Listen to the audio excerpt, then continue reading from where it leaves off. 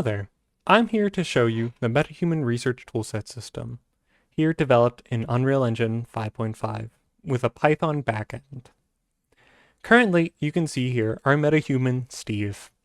You're able to communicate with Steve through textual data and audio data. I will show you now the textual data. To enter textual data, you hit Escape on your keyboard to show the textual UI. Here you see the text box and the Submit button. In the text box, let's ask him a question like, hello there, how are you? And then you go over and hit the Submit. That's a good question. Give me just a second. You get the filler response and the text is no longer there. I'm functioning within normal parameters. Thank you for asking. How can I assist you today? And based on your question, you get a response just like we did right there. Now we're going to move on to the audio data. We can either leave the UI up or remove it. For our demonstration, we are going to be removing the textual UI by hitting the Escape key once more. To enter audio data, the user must press down on the 1 key on their keyboard. And now we will ask Steve a question. What is the largest tsunami in history? That's a good question. Give me just a second. You get the filler response and a UI element showing that you were recording and that the audio has been sent. This question about the tsunami is very special to our team since it is one of the first major questions we asked our large language model in the beginning of development, so it holds a special place in our heart.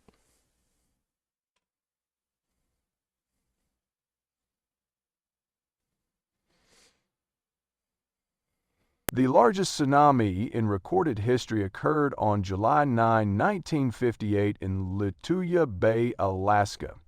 It was triggered by an 8.3 magnitude earthquake and reached a height of approximately 1,720 feet, 524 meters. And after that, we get the response from our AI. Now, the Unreal Engine front end isn't just for talking through it through audio and textual.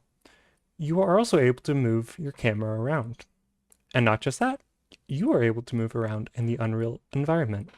You can see we are currently located in an art studio where you can see a bunch of art displays and sculptures. Now you're not just stuck in first person wandering the art museum, you can also enter third person to get a different view of the installations here. Eventually we would want our MetaHuman Steve to be roaming around the hall so you can ask him questions on what he's currently looking at, what he thinks of the art features here. But for the current moment, Steve is locked over here, looking at this beautiful painting right here of the subway.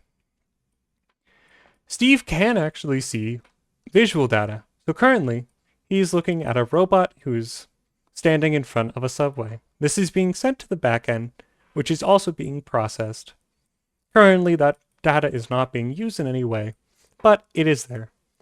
There's also physical data being sent to the backend, which is showing his X, Y, and Z coordinates, which will later be used for his joint placements so the backend knows where his arms and limbs are currently located. And that is our MetaHuman Research Toolset system. Thank you.